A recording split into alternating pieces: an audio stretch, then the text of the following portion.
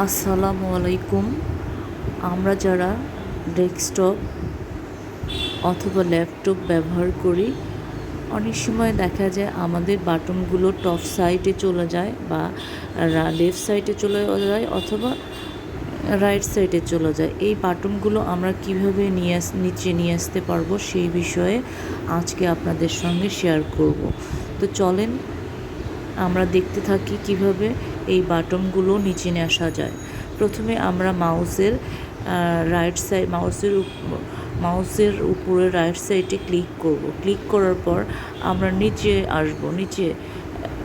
নিচে এসে এই পার্সোনালাইজের উপর ক্লিক করব। ক্লিক করার পর এখানে হোমের নিচে একদম নিচের অপশনে আসবো টাচ বার। এই যে এখানে টাচ বার দেখতে পাচ্ছেন, এই টাচ বারের উপর ক্লিক করব। ক্লিক করার পর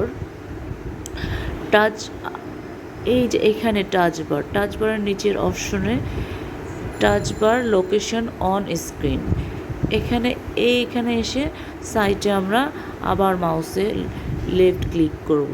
মাউসের লেফট ক্লিক করার পর এখানে এই লেফট সাইড, আমরা যদি লেফট সাইডে এই বাটনগুলো রাখতে চাই তাহলে লেফট সাইড লেখাটার উপর ক্লিক করব, অথবা রাইট সাইডে যদি রাখতে চাই রাইট সাইড লেখাটার উপর ক্লিক করব। আমরা আমাদের এই বাটনগুলো নিচে রাখতে চাই, এই জন্য আমরা বাটন লেখা যেখানে আছে ওই লেখার উপর ক্লিক করব। লেখার উপর ক্লিক করার পর আমাদের ল্যাপটপের যে বাটনগুলো রাইট সাইডে চলে গিয়েছে সেটা নিচে চলে আসবে। এই যে দেখতে পাচ্ছেন নিচে চলে এসেছে। এভাবে আমাদের ল্যাপটপ অথবা ডেস্কটপের এই বাটনগুলো নিজেরাই নিয়ে আসতে পারবো। ধন্যবাদ। আপনারা আপনাদের এই সমস্যা যদি হয়ে থাকে আপনারা এই ভিডিওটা প্লিজ দেখবেন। দেখলেই আপনাদের এই সমস্যাটা নিজেরাই সমাধান করতে পারবেন। ধন্যবাদ সবাইকে।